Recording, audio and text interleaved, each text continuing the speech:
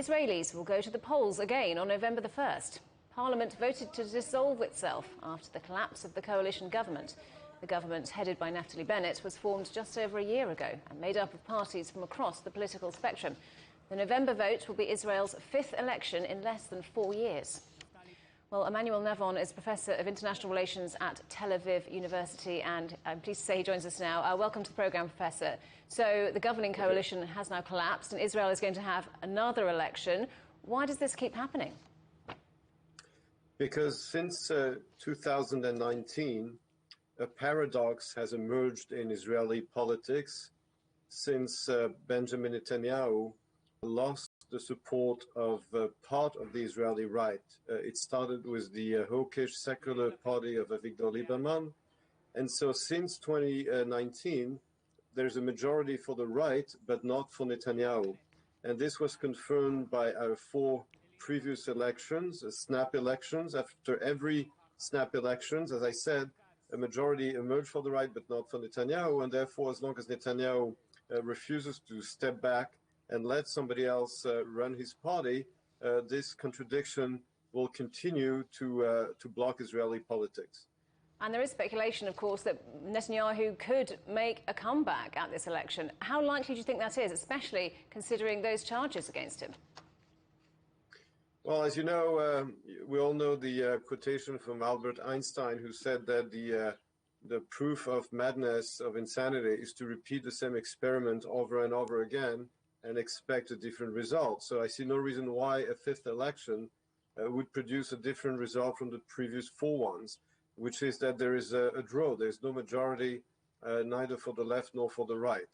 So there's still a question mark, of course, because at the end of the day, everything can be determined by whether or not the parties will pass the threshold, whether or not maybe 1 or 2 parties from the right at the end will decide to join Netanyahu regardless, or if Yair Lapid or another candidate might be able to form a coalition. Don't forget that also another question mark is that the ultra-Orthodox parties have been extremely faithful to Netanyahu until now, but some of them are already saying that if he fails a 5th time, they might consider crossing the lines.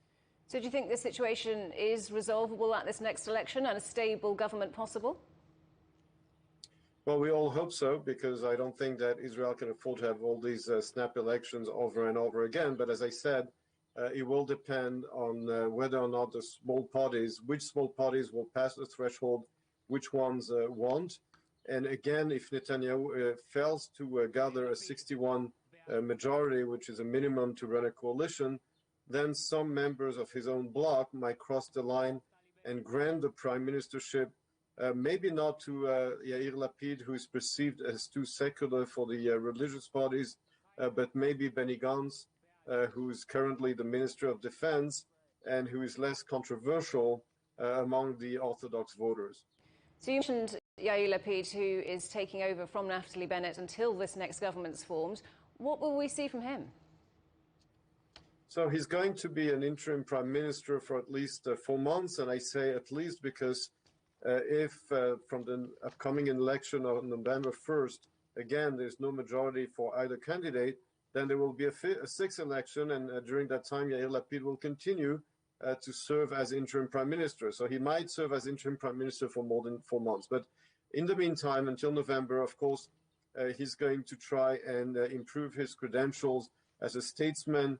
There will be a lot of photo ops with foreign leaders. And of course, the campaign will be raging vis-a-vis Netanyahu. It will be really a prime minister who is going to manage a country during an election campaign with challenges that can always emerge in Israel. You know, in the Middle East, there are always unexpected situations. So he hopes that it will be only managing the country and hopefully won't be managing international crisis or other crises. And of course, fighting the cost of living in Israel. It's an international phenomenon, of course, the rise of prices, going to election during a period where prices are increasing.